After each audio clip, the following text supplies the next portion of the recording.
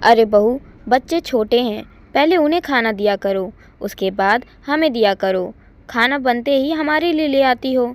मैं हमेशा से ही रसोई में सबसे पहले थाली अपने सास ससुर के लिए ही निकालती थी, उसके बाद अपने अन्य घर वालों को और बच्चों को देती थी। उसी के बारे में आज मेरी सास मुझे समझा रही थी। ठीक है अम्मा, मैं ध्यान रखूंगी।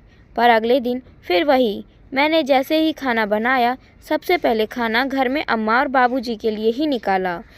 अब तो रोज़ रोज़ सास मुझे टोक टोक के परेशान हो गई थी और मेरी आदत सुधर नहीं रही थी। इसीलिए उन्होंने मुझे टोकना ही बंद कर दिया था। धीरे धीरे वक्त बीतता गया और मैं मेरे पति के साथ अब मेरे अपने बच्चों के साथ रहने लगी थी। पर वह मेरी आदत अभी भी नहीं गई थी। अब यूं कि घर में सबसे बड़े पति देव हैं, तो खाना निकालते समय उनकी थाली में सबसे पहले निकालती हूँ और उसके बाद अपने बेटों को। अब बेटा थोड़ा बड़ा हो गया है, तो खाना परोसवाने में बेटे की भी मदद लेती हूँ। अब वह इस रूटीन में ढल चुका है। आज हम तीनों खाना यूँ तो एक साथ ही खाते हैं, पर उनको पता है सबसे पहले पापा की थाली में परोसा जाएगा और उसके बाद उनकी थाली में। लेकिन एक दिन मन में उठ रहे प्रश्नों से उसने पूछ लिया, मम्मी, आप खाना पापा को पहले में लगाती हो, मुझे बाद में लगाती हो। आज मुझे बताओ, आप ऐसा क्यों करती हो? मैंने कहा, बिल्कुल बताऊंगी मैं, और यह आपको पता भी होना चाहिए कि मैं ऐसा क्यों करती हूँ। जब मैं छोटी थी तो एक दिन मैंने अपनी माँ से यही पूछा था कि माँ, आप खाना पहले बाबा जी को और दादी जी को लगा कर देती हो, मुझे बाद में देती हो। तो उस वक्त मेरी माँ ने मुझसे कहा था, जब बड़ी हो जाओगी तब बताऊंगी।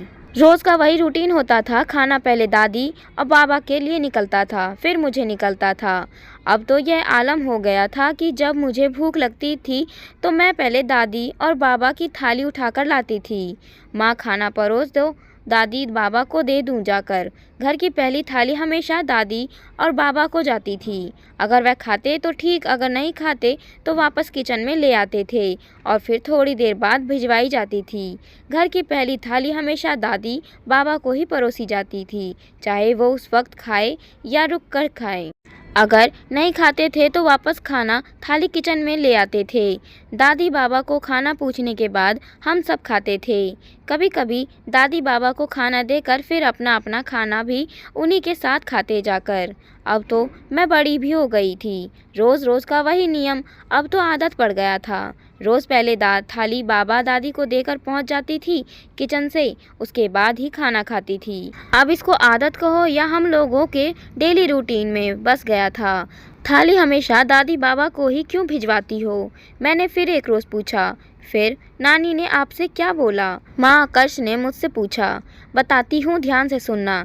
ये बात जो आज मैं तुम्हें बोल रही हूँ, उस वक्त फिर नानी ने मुझे यह बोला कि घर में बच्चों में लगाव सबको होता है, पर घर के बुजुर्ग कहीं एक कोने में सिमट जाते हैं। बच्चे भूखे होने पर तो रो लेते हैं, पर बुजुर्ग भूखे होने पर कह भी नहीं पाते हैं। यही कारण है कि जो रोज़ घर में सबसे बड़ा है, खाना मैं उसको सबसे पहले देती हूँ। और आगे आप भी चीज़ का ध्यान रखना, घर में जो सबसे बड़ा हो, खाना पहले उसी को देना, क्योंकि बच्चे रो लेंगे, बच्चे चिल्ला लेंगे, बच्चे पर सबका ध्यान जाएगा। पर बड़े ना रोते हैं, ना चिल्लाते हैं, ना किसी का ध्यान जाता है। भूखे होने पर भी वह कह नहीं पाते हैं। उनका भी मन करता है कि उनको भी घर में बनने वाली हर चीज़ थोड़ी थोड़ी मिले, पर वह मांग नहीं पाते हैं। इसीलिए बहुत अच्छे से ध्यान रखना। अच्छा, इसीलिए आप पापा को रोज़ पहले थाली देती हैं? फिर से आकर्ष बोले। हाँ, मैं इसीलिए पापा को पहले थाली देती हूँ। और इस बात का आप भी ध्यान रखना, जब कभी माँ ना हो और पापा घर में हो तो आप सबसे पहले थाली पापा के लिए ही ला देना। जैसे मैंने अपनी मम्मी की बात मानी और मैं जब घर में जब बाबा दादी होते हैं तो पहले थाली बाबा दादी को निकाल कर खाना देती हूँ, वैसे ही आप भी अपनी मम्मी की बात मानना और घर में जो आपसे सबसे बड़े हो या उनको खाना आप पहले देना। आकाश ने कहा, बिल्कुल माँ, मैं इस बात का बिल्कुल ध्यान रखूँगा कि घर में मैं खुद खाना खाने से पहले जो मुझसे बड़े हैं उन्हें खाना खिलाऊं। पता नहीं आगे क्या होगा, पर मैंने बेटे को अपनी माँ से मिली एक बेहद सुकून देने वाली सीख सिखा दी है।